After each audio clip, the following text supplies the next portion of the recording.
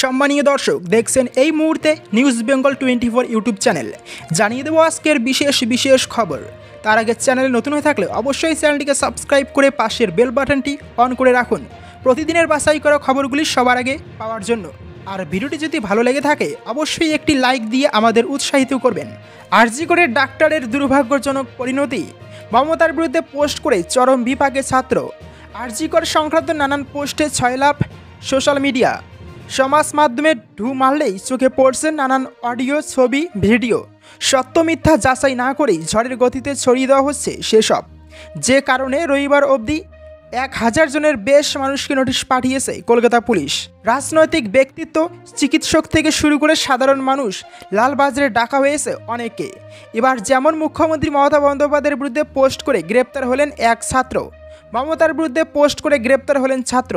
আরজি কর কাণ্ডের পর সমাজের একাংশের রোষের মুখে পড়েছে রাজ্যের শাসক দল। যে রাজ্যের মুখ্যমন্ত্রী একজন মহিলা, সেখানে এমন ঘটনা কিভাবে ঘটল তা নিয়ে প্রশ্ন তুলছেন অনেকে। সমাজ মাধ্যম খুললেও চোখে পড়ছে নানান পোস্ট। এবার মুখ্যমন্ত্রী মমতা বন্দ্যোপাধ্যায়কে নিয়ে আপত্তিকর মন্তব্য এবং হুমকি সম্বলিত বিষয় দুবার শেয়ার করে বিপাকে পড়লেন এক ছাত্র। জানা যাচ্ছে, কীর্তি শর্মা নামের এক ছাত্রকে লেক টাউনের বাড়ি থেকে গ্রেপ্তার করেছে কলকাতা পুলিশ। অভিযোগ, আরজি কর হাসপাতালের মহিলা চিকিৎসক ধর্ষণ, খুনের ঘটনা নিয়ে ইনস্টাগ্রামে 3টি গল্প শেয়ার করেছেন তিনি। সেই সঙ্গেই মুখ্যমন্ত্রীর বিরুদ্ধে আপত্তিকর মন্তব্য এবং হুমকি সম্বলিত বিষয় দুবার শেয়ার করেন। পুলিশের দাবি, কীর্তি নামের ওই ছাত্রের পোস্টগুলি উস্কানিমূলক হওয়ার পাশাপাশি সামাজিক অস্থিরতাকে উস্কে দেওয়ার মতো, সেই সঙ্গেই তার পদক্ষেপ ঘৃণার প্রচারের মতো বলে খবর। কলকাতা পুলিশের অভিযোগ, ধৃত এই ছাত্র ইন্দিরা গান্ধীর মতো মমতা বন্দ্যোপাধ্যায়কে খুন করতে অন্যদের উৎসাহিত করেছিলেন। জানা যাচ্ছে, কীর্তির বিরুদ্ধে কয়েকজন তৃণমূল সমর্থক থানায় অভিযোগ দায়ের করেন। এরপর ভারতীয় ন্যায় সংহিতার ধারার অধীন এফআইআর দায়ের করা হয়। এরপর তাকে গ্রেপ্তার করে কলকাতা পুলিশ। সোমবার ওই ছাত্রকে আদালতে পেশ করা হয়। কীর্তির পাশাপাশি সাগনিক সাহা নামের এক পলিটেকনিক ছাত্রকেও কলকাতা পুলিশ গ্রেপ্তার করেছে বলে খবর। তার বিরুদ্ধে তৃণমূল সমর্থকেরা অভিযোগ করেছিলেন বলে জানা যাচ্ছে। আরজি কর কাণ্ডে দোষীদের কঠোরতম শাস্তির দাবি সারা বাংলা জুড়ে ধর্ণা ও অবস্থান কর্মসূচিতে গর্জে উঠল তৃণমূল কংগ্রেস। সম্প্রতি আরজি কর হাসপাতালে ঘটে যাওয়া তরুণী চিকিৎসকের যৌন নির্যাতন ও হত্যাকাণ্ড নিয়ে তোলপাড় সারা রাজ্য। ইতিমধ্যে এই ঘৃণ্য ঘটনার প্রতিবাদে সরব হয়েছেন রাজ্যের মুখ্যমন্ত্রী তথা তৃণমূল সুপ্রিমো মমতা বন্দ্যোপাধ্যায়। সিবিআইয়ের কাছে সুষ্ঠু তদন্ত ও দোষীদের কঠোরতম শাস্তির দাবি জানিয়েছিলেন তিনি। তার নির্দেশেই উত্তর থেকে দক্ষিণ প্রতি জেলার ব্লকে ব্লকে ধর্ণা অবস্থান থেকে সেই দাবিতে গর্জে উঠেছে তৃণমূল। দাবি একটাই, আরজি কর কাণ্ডের রাম বামের সব চক্রান্ত ব্যর্থ করে দোষীদের ফাঁসির ব্যবস্থা করতে হবে অবিলম্বে। শুক্রবার কলকাতার রাজপথে র্যালি করে যে প্রতিবাদের সূচনা করেছিলেন মুখ্যমন্ত্রী মমতা বন্দ্যোপাধ্যায়, তা ব্লকে ব্লকে ছড়িয়ে দিয়েছে ঘাসফুল শিবির। নেত্রী নির্দেশে শনিবার ছিল প্রতিবাদ মিছিল। আর রবিবার আরজি কর কাণ্ডের প্রতিবাদে সর্বত্র অনুষ্ঠিত হয় ধর্ণা অবস্থান। বিভিন্ন রাস্তার মোড়ে তৃণমূল পার্টি অফিসের সামনে মঞ্চ করে তৃণমূল ধর্ণা কর্মসূচি পালন করে এদিন। এই কর্মসূচিতে নেতৃত্ব দেন তৃণমূলের সাংসদ, বিধায়ক ও নেতা নেত্রীরা। কলকাতার খিদিরপুরে ধর্ণা অবস্থান নেতৃত্ব দেন মন্ত্রী ফিরহাদ হাকিম। 14 নম্বর ওয়ার্ডে ছিলেন সুপ্তি পাণ্ডে। হাজরা ঢাকুরিয়ায় নেতৃত্বে ছিলেন বৈশানুর চট্টোপাধ্যায়। কোচবিহারের জেলা সভাপতি থেকে ব্লক সভাপতিদের নেতৃত্বে এই অবস্থান চলে। সমস্ত স্তরের নেতৃত্ব এই কর্মসূচিতে সামিল হন। ঘুঘুমারি মোড়ে অবস্থান কর্মসূচিতে নেতৃত্ব দেন জেলা তৃণমূল সভাপতি অভিজিৎ দেব ভৌমিক। দক্ষিণ দিনাজপুরে 7টি ব্লকে এই ধর্ণা কর্মসূচি চলে। বালুরঘাট শহরে তৃণমূল কংগ্রেসের ধর্ণা মঞ্চে নেতৃত্ব দেন দক্ষিণ দিনাজপুর জেলা তৃণমূল সভাপতি সুভাষ ভাওয়াল।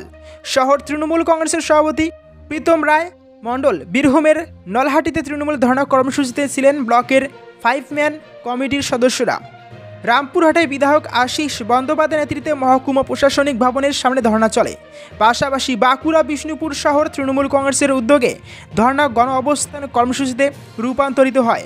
নেতৃত্বে ছিলেন বিধায়ক তন্ময় ঘোষ, মন্ত্রী মলয় ঘটক। পুর চেয়ারম্যান অমরনাথ চট্টোপাধ্যায়ের নেতৃত্বে ধর্ণা অবস্থান চলে আসানসোলে। জাতীয় পতাকা হাতে নবান্ন অভিযানের ডাক দিন নির্যাতিতার বাবা, দলহীন লড়াইয়ের ডাক শুভেন্দুর। আরজি কর কাণ্ডের শুরু থেকে ঝান্ডাহীন আন্দোলনের কথা বলে আসছেন শুভেন্দু অধিকারী। আরও একবার সে কথাই বললেন তিনি। বিরোধী দলনেতার সব বার্তা, নির্যাতিতার বাবাকে মিছিলে হাঁটতে বলছি না, তিনি শুধু একবার নবান্ন অভিযানের ডাক দিন, বাকিটা আমরা বুঝে নেব। আরজি করের ঘটনায় শাসক দলের ভূমিকা নিয়ে প্রশ্ন তুলেছেন শুভেন্দু। তিনি বলেন, রাজ্যের সরকার বলছে রাত মহিলাদের জন্য নিরাপদ নয়, এই লজ্জা কোথায় রাখবো। তিনি আরও বলেন, মহিলাদের যে রাতে নিরাপত্তা নেই সেটা সরকার নিজেই বলছে নবান্ন থেকে, এরপরে হয়তো বলবে দিনের বেলাতেও মহিলারা বাড়ি থেকে বেরোবেন না।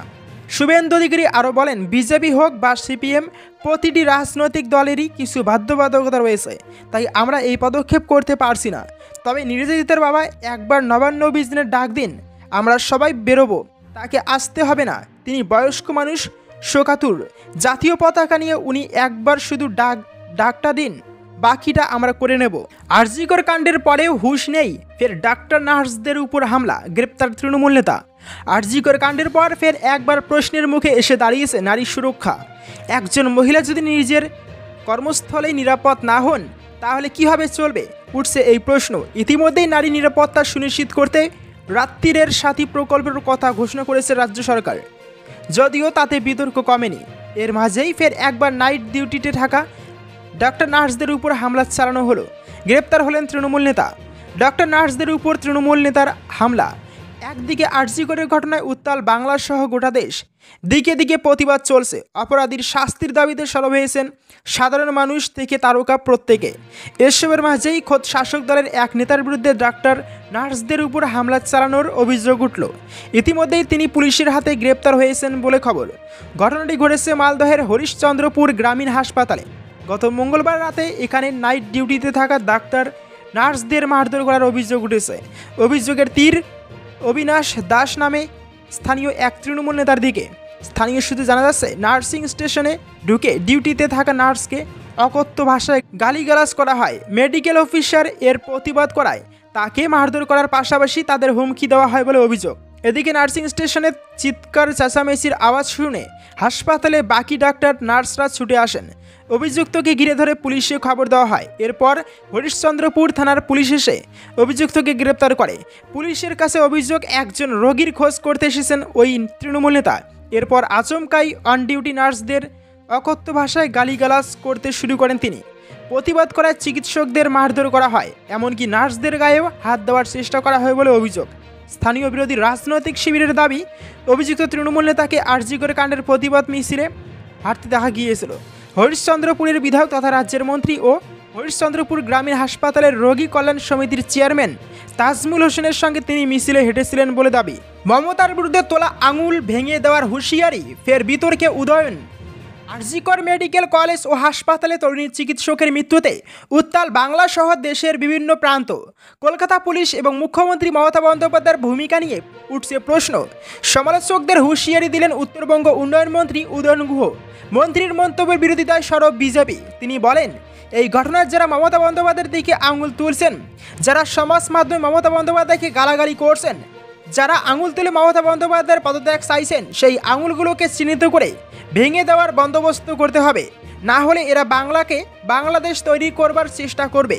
কিন্তু ওরা জানেন না যে হাসিনা যে ভুল করেছেন মমতা বন্দ্যোপাধ্যায় সেই ভুল করবেন না, করেননি। তাই আরজিকর মেডিকেল কলেজে ওইভাবে ভাঙচুর করার পরেও পুলিশ গুলি চালায়নি। পুলিশ এখানে বাংলাদেশ করতে দেবে না, সরকার এখানে বাংলাদেশ করতে দেবে না। তৃণমূল কর্মীরা সাধারণ মানুষের সহযোগিতা নিয়ে বাংলাকে বাংলাদেশ করতে দেবে না। আরজিকর কাণ্ডের প্রতিবাদে বিক্ষোভ সমাবেশ মঞ্চ থেকে উদয়ন গুহর এই মন্তব্যে স্বাভাবিকভাবেই বিতর্ক তৈরি হয়েছে। মন্ত্রীর মন্তব্যের বিরোধিতায় সরব গেরুয়া শিবির। জেলা বিজেপি সভাপতি সুকুমার রায় বলেন, হাজার হাজার লক্ষ লক্ষ মানুষ এখন মুখ্যমন্ত্রী পদত্যাগ চাইছেন রাস্তায় নেমে। রাত দখল করেছেন মহিলারা। ওই কর্মসূচিতে কত লোক হয়েছিল, তিনি কটা হাত ভাঙবেন, কার আঙুল ভাঙবেন, এমন যেন না হয়। আগামী দিনে ওর আঙুলও যেন ঠিক থাকে। পুলিশের মদতেই সব হচ্ছে। আরজি করে তাণ্ডব, যদি বিরোধী দলের লোক থাকতেন তাহলে পুলিশ গুলি করত।